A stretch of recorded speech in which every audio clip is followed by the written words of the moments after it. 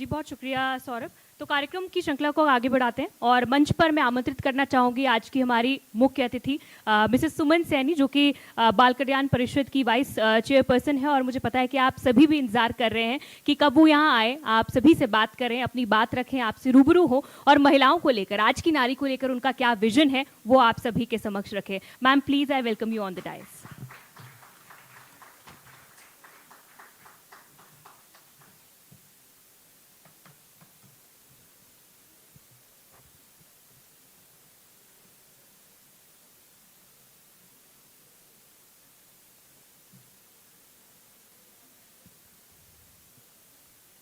आज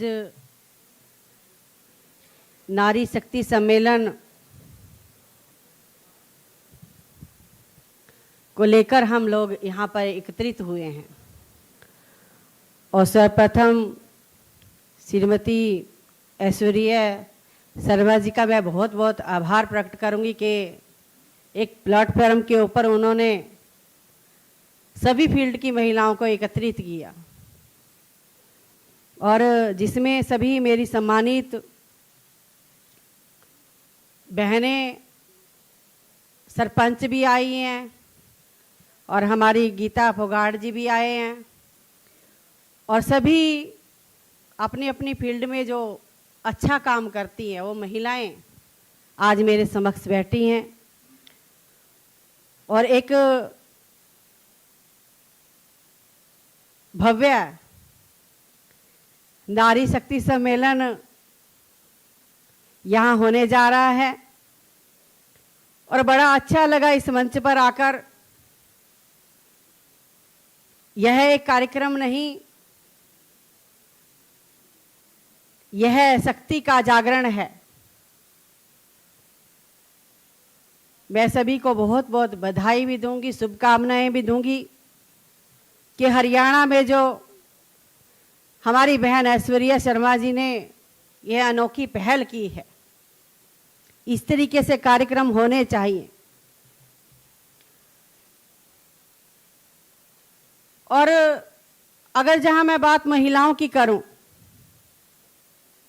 महिलाएं कभी किसी से कम नहीं है, हम दुगना काम करते हैं। पहले हम कामकाजी थे, घर में रहते थे तो हमारे काम की गिनती नहीं थी। आज हम फील्ड में निकल चुके हैं तो अपने आप को हमने साबित करके दिखाया है।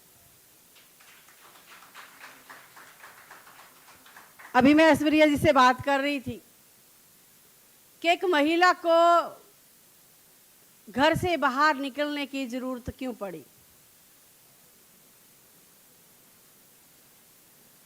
मैं भी फील्ड में जाती हूँ, गांव की महिलाओं से भी मिलना होता है, कई बेटियों से भी मिलना होता है, कई बार एजुकेटेड महिलाओं से भी मिलना होता है। तो अलग अलग अपनी धारणाएं सबकी होती हैं कि हमें क्यों निकलना पड़ा। महिला को रियलाइज कराया गया कि मान सम्मान तभी मिलेगा जब वो बाहर जाके कमाएगी। और ये रियलाइज हमें हुआ और तब हमको बाहर निकलने की जरूरत पड़ी। कहते हैं सच कड़वा होता है, ये हमारे जीवन की बहुत कड़वी सच्चाई है जो मैं आज मंच से आप लोगों के बीच में कह रही हूं।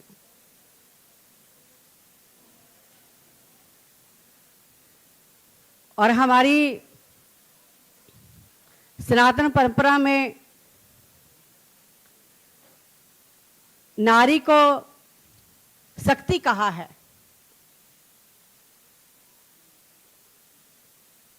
देवताओं ने भी अपनी जो नारी है शक्ति के रूप में, हम उसको कितनी बार देखते हैं, चाहे हम उनको दुर्गा के रूप में, चाहे हम लक्ष्मी के रूप में, और अलग अलग तरीके से महिलाओं को पूजा जाता है। और भारतीय सभ्यता के अंदर तो ऐसी परंपरा रही है कि महिला को जब हम घर के अंदर कोई नया वाहन लेके आते हैं तभी अपनी बेटी से परांदा बंधवाते हैं या उसके पद चिन्ह वहाँ पर रख के उसका तिलक करते हैं। इस तरीके से महिला को एक देवता का, एक पूजा का दर्जा हमने दिया है। और जिस तरीके से अगर मैं बात झांसी की रानी लक्ष्मीबाई की करूं कि उन्होंने तलवार उठाई और कहा मैं अपनी झांसी किसी को नहीं दूंगी, क्योंकि हमने अपनी चीज से हमें बहुत लगाव होता है। तो अगर मैं बात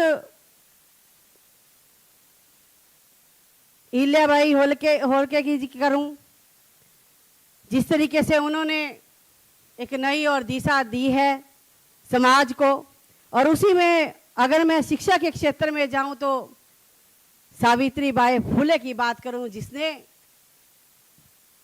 पहली बार महिला को स्कूल दिखाया।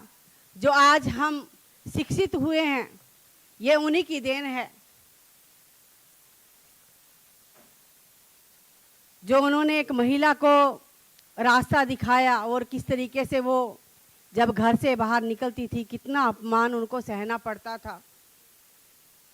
और वो दो, एक सूट वो डाल के जाती थी साड़ी और एक अपने थैले में लेके जाती थी, और उसके ऊपर कीचड़ उछाला जाता था, गोबर घेरा जाता था। और उस टाइम के अंदर भी उन्होंने ये मन में ठाना कि मैंने हर महिला को पढ़ाना है, हर महिला को शिक्षित करना है। और मैं तो आज इस मंच पे खड़ी हूँ,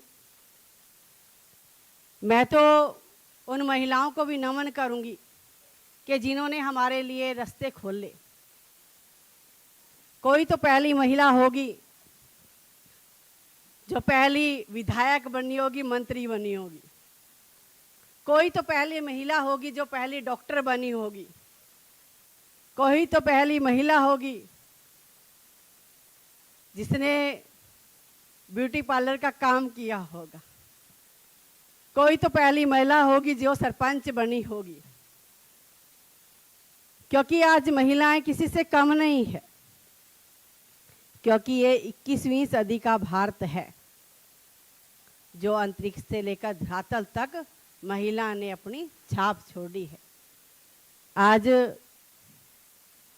हम किसी भी फील्ड में जाएं, आज हमारी बेटियां सीमा के ऊपर तिरंगा भी लहरा रही हैं। आज हमारी बेटियां अंतरिक्ष में भी तिरंगा लहरा रही हैं, और आज हमारी बेटियां पंचायत से लेकर संसद तक पहुंच रही हैं।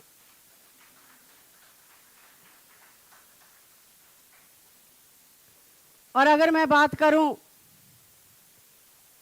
भारत के महिला शक्ति की सच्चाई, जो वंदन अधिनियम लागू होने वाला था, जो देश के प्रधानमंत्री नरेंद्र भाई मोदी जी ने उसको लागू करना था, तो किन्हीं कारणों से वो लागू नहीं हो पाया। क्योंकि जो 12 वर्ष का कार्यकाल देश के प्रधानमंत्री नरेंद्र भाई मोदी जी का रहा है, उसे महिला की अहम भूमिका रही है।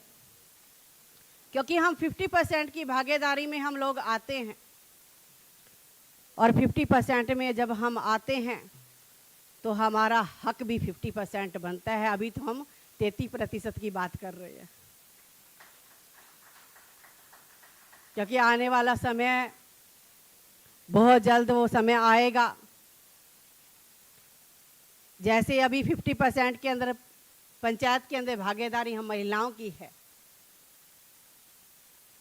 और मेरे को उम्मीद है देश के यशस्वी प्रधानमंत्री जी से कि वो ये सुनहरा पल हमारी ज़िंदगी में अवश्य लेके आएंगे, और साथ साथ हम उसके उदाहरण बनेंगे जब मेरी बहनें विधायक बनेगी, MP बनेगी, और सबसे बड़ी पंचायत के अंदर अपनी भागीदारी दर्ज करेंगी और महिलाओं की आवाज़ उठाएंगी। और अगर मैं बात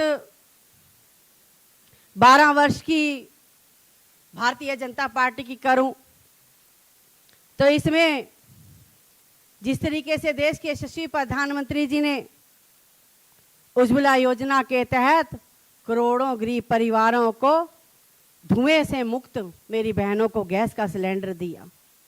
अगर मैं बात स्वच्छ भारत मिशन की करूं जिसके तहत अनेकों बहनों की पीड़ा को समझा और शौचालय का निर्माण किया।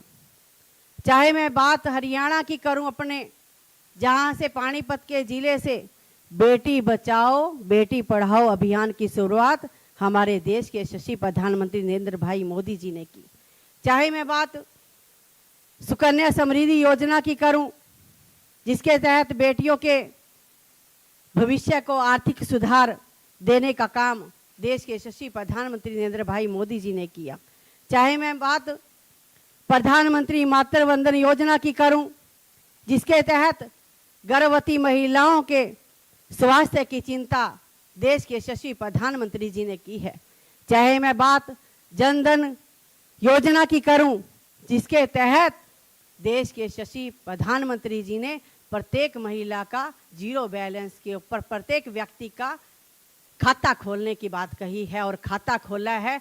और विपक्ष वाले जब ये कहते थे कि मोदी जी खाते तो खोल रहे हैं और उसमें पैसे कहाँ से आएंगे, और मेरे को खुशी होती है ये बात कहते हुए कि प्रदेश के माननीय मुख्यमंत्री नायब सिंह सैनी जी ने जब चुनाव में कहा था कि हम दोबारा से आएंगे तो हम लक्ष्मी लाडो योजना लेके आएंगे, 2100 रुपये उनके खाते में डालने का कार्य किया। इसी तरीके से चाहे मैं बात मुद्रा योजना की करूं जिससे अनेकों महिलाओं को लाभ मिल रहा है, और जिस तरीके से देश के प्रधानमंत्री जी बार बार एक ही बात कह रहे हैं कि विकसित भारत का सपना तभी साकार होगा जब ये 4 स्तंभ गरीब, युवा, अन्नदाता और नारी शक्ति सशक्त होंगे, और जिसमें अहम स्तंभ नारी सशक्तिकरण है, जो देश के यशस्वी प्रधानमंत्री जी लगातार अपने भाषणों में कह रहे हैं। और इसी तरीके से हमारे हरियाणा के मुख्यमंत्री जी भी लगातार कार्य कर रहे हैं। और चाहे मैं बात हरियाणा के मुख्यमंत्री जी की करूं, मुख्यमंत्री विवाह शगुन योजना की करूं जिसके तहत 51,000 रुपये हर बेटी को एक शगुन के रूप में दिए जा रहे हैं। इसी तरीके से कार्य हमारे मुख्यमंत्री जी के द्वारा किए जा रहे हैं। और जैसे लखपति दीदी की बात करूं मैं, उसमें 3,07,000 बहनों को लखपति दीदी बनाने का जो एक सपना हमारे देश के प्रधानमंत्री जी ने रखा था उसको साकार किया है।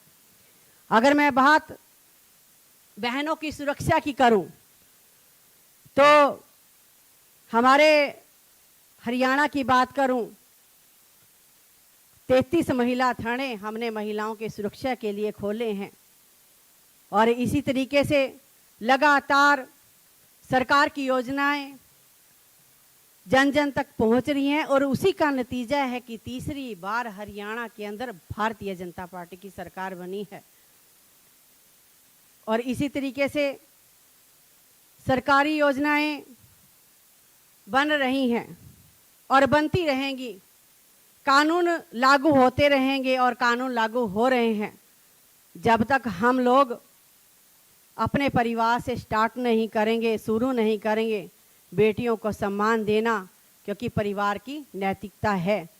जब घर में बेटा और बेटी को समान अवसर दिए जाएंगे, वास्तव में तभी ये सपना साकार होगा। तभी जो हम नारे देते हैं सशक्तिकरण के, तभी ये महिला सशक्तिकरण मजबूत होगा। और इस भव्य समारोह के लिए मैं अपनी बहन ऐश्वर्या जी को बहुत बहुत बधाई देती हूँ, बहुत बहुत शुभकामनाएं देती हूँ। और माँ भारती के चरणों में ही वंदन करती हूँ कि इसी तरीके से आप लोग आगे बढ़ते रहें और इसी तरीके से हमारे हरियाणा प्रदेश का नाम रोशन करते रहें। बहुत बहुत धन्यवाद, बहुत बहुत आभार। भारत माता की जय, जय माँ भारती। बहुत शुक्रिया मैम उद्बोधन के लिए। और इस कार्यक्रम का अब हम आगाज़ करेंगे। जिस तरह से इस कार्यक्रम की शुरुआत हुई है उसी तरह से इस कार्यक्रम को आगे बढ़ाया जाएगा। आप कार्यक्रम में हम आमंत्रित करना चाहेंगे। जी बिल्कुल, देखिए क्योंकि बहुत अच्छी बातें मैम ने यहाँ पर आकर सुनाई, क्या क्या स्कीम्स गवर्नमेंट की हैं और महिलाएं कहाँ थी पहले, किस तरह घर में रहती थी, रिकॉग्निशन नहीं मिलती थी, और आज किस तरह से ज़माना बदल रहा है और रिकॉग्निशन की जो बात की है वो ज़रूर मिलनी चाहिए। और वाकई हम महिलाएं, आज ये जो मंच है, हम भी यही चाहते हैं कि जिन महिलाओं ने अच्छा काम किया है उन्हें रिकॉग्निशन भी ज़रूर मिलनी चाहिए। तो हम भी उनके काम को आज इस मंच के माध्यम से सराहना चाहते हैं। तो मैं उन्हीं ऐसी महिलाओं को, ऐसी शक्तियों को, ऐसी ताकतों को सराहने के लिए और उन्हें फेलिसिटेट करने के लिए मंच पर आमंत्रित एक बार फिर से करना चाहूँगी हमारी चीफ गेस्ट सुमन सैनी जी को। और मैं उनके साथ मंच पर इन्वाइट करूँगी ऐश्वर्या पंडित शर्मा को भी, जो कि चेयरपर्सन है daily guardian, Sunday guardian trust. और इसी के साथ फेलिसिटेशन की जो कड़ी है इसको शुरू करते हैं, क्योंकि किसी ने चुनौतियों से लड़कर अपनी पहचान बनाई, किसी ने जिम्मेदारियों के बीच अपने सपनों को जिंदा रखा, तो किसी ने अपने संकल्प को अपनी सिद्धि में बदल दिया। तो चलिए शुरुआत करते हैं फेलिसिटेशन की। और सबसे पहले मैं इन्वाइट करना चाहूंगी मंच पर मिसेस शेरी सिंह, जो कि फर्स्ट इंडियन मिसेस यूनिवर्स हैं। सबसे पहले मैं उनको इन्वाइट करना चाहूंगी। और मंच पर हमारे बीच सांसद रेखा शर्मा जी मौजूद हैं। आपका बहुत बहुत स्वागत है रेखा जी। मैं चाहूंगी कि आप मंच पर ज्वाइन करें और ऐसी महिलाओं को हम सम्मानित कर रहे हैं जिन्होंने अच्छा काम किया है अपने अपने क्षेत्र में, तो आप भी इसमें जुड़े।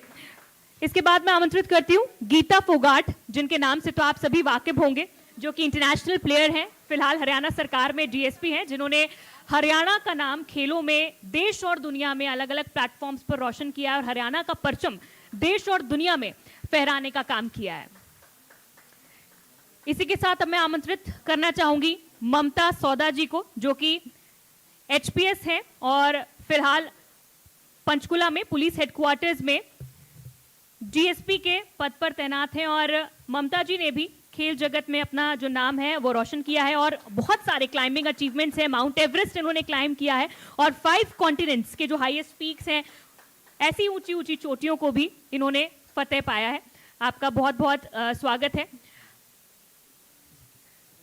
और अब हम बुलाना चाहेंगे संयोगिता जी को, एसआई संयोगिता, जो कि फरीदाबाद से हैं और बतौर एक महिला फील्ड में अपनी ड्यूटी को बड़ी बखूबी निभाते हैं और बहुत सारे अचीवमेंट्स हैं, बहुत सारा संघर्ष, बहुत सारे अप्स एंड डाउन्स इन्होंने अपने लाइफ में देखे हैं, जो हम उनसे बातचीत करते हुए जरूर जानेंगे और हम चाहेंगे कि उनकी कहानी भी आप तक पहुंचे। और आज ये मंच हम महिलाएं उन्हें सम्मानित करता है।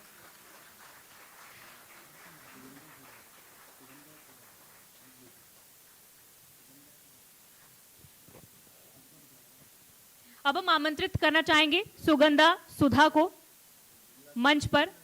बिमला सिवर जी को आमंत्रित करना चाहेंगे। बिमला सिवर जी, आप मंच पर आए और हमारे अतिथियों से, हमारे खास मेहमानों से आप सम्मानित हो। ड्रोन दीदी, आप देख सकते हैं कि हमारे बीच में मौजूद हैं।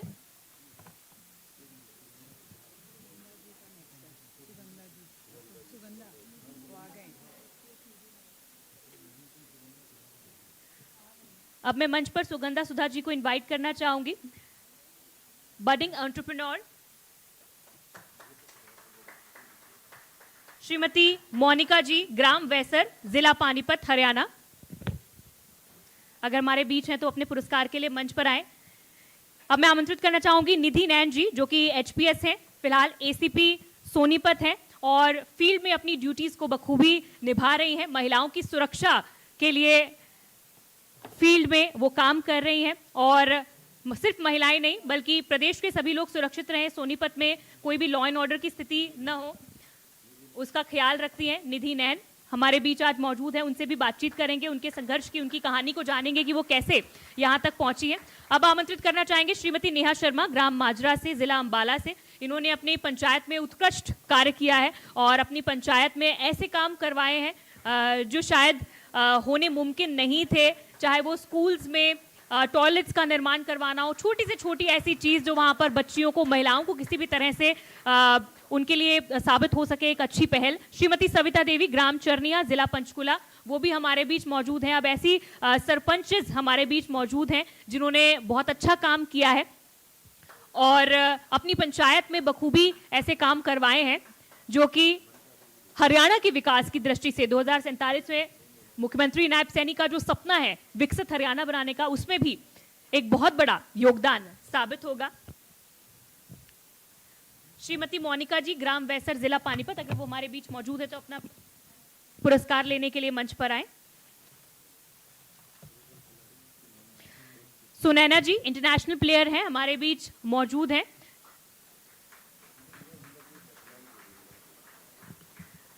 आपका भी हम यहां पहुंचने पर स्वागत करते हैं।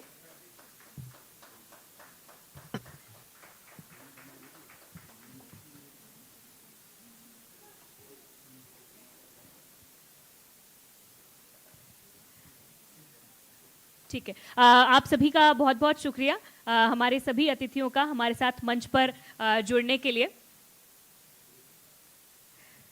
तो इस कार्यक्रम को आगे बढ़ाएंगे और ऐसी सभी महिलाएं जो हमारे बीच मौजूद हैं उनसे बातचीत भी करेंगे और ये सामने की ओर साबित करने की कोशिश करेंगे कि नारी कमजोर नहीं है बल्कि नारी बदलाव की सबसे बड़ी ताकत है। फिलहाल यहाँ पर रुकते हैं एक बहुत छोटे से ब्रेक के लिए, लेकिन ब्रेक के बाद एक बार फिर से इस कार्यक्रम की श्रृंखला को आगे बढ़ाएंगे और कुछ ऐसी कहानियां, ऐसे अनकहे संघर्ष आप सभी के सामने लेकर आएंगे जो कि आप सभी के लिए प्रेरणादायी साबित हो सकते हैं।